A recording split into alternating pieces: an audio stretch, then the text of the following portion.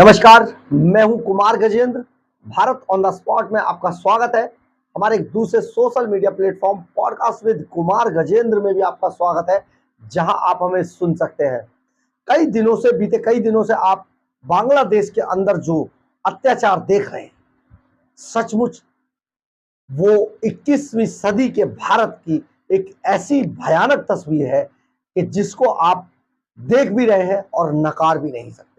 लेकिन सबसे बड़ी बात यह है, भारत में छोटे मोटे एनकाउंटर पर अधिकार आयोग का रोना रोने वाला मानव अधिकार आज कहीं दिखाई नहीं दे रहा है।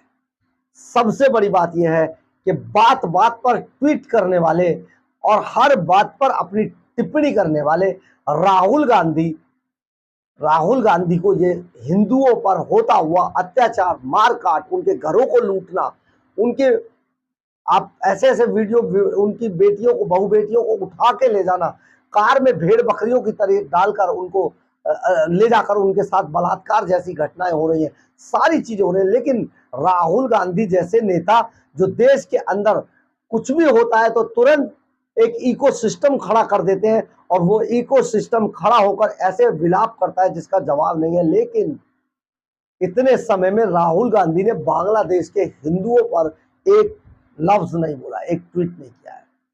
सबसे बड़ी बात यह है, ये वही राहुल गांधी है, राहुल मौलाना है, जिन्हें गाजा के अंदर मानव अधिकार कुचलते हुए दिखाई देते थे और गाजा के अंदर हर रोज गाजा पट्टी को लेकर बड़ी बड़ी बातें किया करते। आज असुद्दीन ओवैसी भी नहीं दिखाई दे रहे हैं, जो अभी कुछ दिन पहले ही जब उन्होंने राज्यसभा की शपथ ली तो जय फिलिस्तीन बोल दिया था। आज वो फिलिस्तीन समर्थक भी दिखाई नहीं दे रहे हैं, जो बड़ी बड़ी बातें करके हिंदुस्तान में इस तरीके की घटनाओं को ऐसे उठाते थे जैसे पता नहीं क्या होने वाला है। लेकिन हमारे यहां कुछ लोग जरूर दिखाई दे रहे हैं जो हिंदुस्तान के अंदर बांग्लादेश जैसी स्थिति पैदा होने की बात कर रहे हैं। ये तो रही इन नेताओं की, जो दोगले नेता है उनकी बात। लेकिन सबसे बड़ी बात यह है, कई दिनों तक चली मार काट के बाद आज बांग्लादेश के अंदर सिचुएशन पलट गई है, और ये सिचुएशन ऐसे ही नहीं पलटी है। देखिए, सबसे बड़ी बात यह है, जो ग्राउंड जीरो पर लड़ रहा होता है उसको इस बात का अंदाजा होता है कि वो अपने लिए किस तरीके की सिचुएशन से कैसे निपटेगा। और भारत की तरफ जिस तरीके से देखा जा रहा था, हमारे देश की खुफिया एजेंसियों ने वहां एक बड़ा खेल कर दिया है। खेल ये हुआ है कि आज बांग्लादेश के अंदर ढाका की सड़कों पर लाखों हिंदू निकलकर आ गए और उन्होंने अपने पक्ष में आवाज बुलंद की, और आवाज का शंखनाद इतना बड़ा था कि आज बांग्लादेश के उन कट्टर और उन खून खराबा वाले मौलवी मौलानाओं की आवाज दब के रह गई है। अब शायद उनकी भी चीखें सुनाई दे, क्योंकि अब वहां पर एक बार फिर से हिंदू जाग चुका है। और हिंदू जागा है, हिंदू नारेबाजी हो रही है, हिंदुत्व की बात हो रही है। और वहां जो आज कल तक जो वहां पीड़ित थे, आज वो पीड़ित उठ खड़े हुए हैं अपने हक की लड़ाई के लिए, और उन्होंने आज ढाका के अंदर एक बड़ा जुलूस का आयोजन किया और सरकार को घेरने की कोशिश की। जो सरकारें ये मौका दे रही थी चुप्पी साध कर, जो बांग्लादेश की आर्मी तालिबान के साथ मिलकर आड़ में आकर पाकिस्तान की ISI के साथ मिलकर हिंदुओं के कत्लेआम की साजिश रच रही थी, आज उन्हें मुंह की खानी पड़ी। क्योंकि अब बांग्लादेश के अंदर जब हिंदू जागा है तो सचमुच वो जो कत्लेआम वाले लोग थे वो गायब होते हुए दिखाई दे रहे हैं। और बहुत जल्दी ऐसी भी तस्वीरें आने लगी कि बांग्लादेश हिंदू राष्ट्र में तब्दील होना शुरू हो जाएगा, क्योंकि वहां पर हिंदू को, जो वहां रह रहे हिंदू थे, जो कल तक पीड़ित थे, जो कल तक इन लोगों के निशाना बन रहे थे, वो अब जाग चुके हैं और अपने हक की लड़ाई के लिए आज उन्होंने आवाज बुलंद की।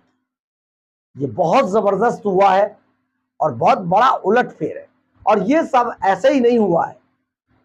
करीब 72 घंटों की लड़ाई के बाद, 72 घंटों में दंगों का दंश झेलने के बाद जिस तरीके का खेल बांग्लादेश के अंदर हुआ है, उसने न केवल चीन और अमेरिका बल्कि पाकिस्तान को भी, पाकिस्तान के मस्तिष्क पे भी पसीना ला दिया है।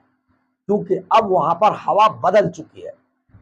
अब जो कल तक वहां लुटेरे थे, जो हिंदुओं के घरों को लूट रहे थे और जो हिंदुओं की संपत्ति को जला रहे थे, वो सब गायब होने शुरू हो गए हैं।